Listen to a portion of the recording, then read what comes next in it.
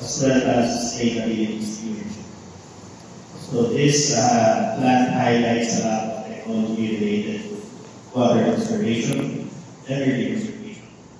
Sergio actually mentioned earlier our solar project that will be commissioned in the next 3 months.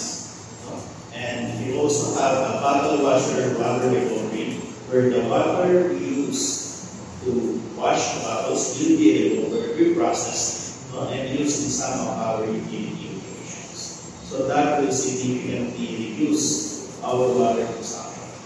And in terms of people capability and also operational systems, most of the plants of DCPBI, they come here, they get immersed, and lift and shift some of our best practices in terms of cadence, the daily cadence of our operations, and how we also take care of our people.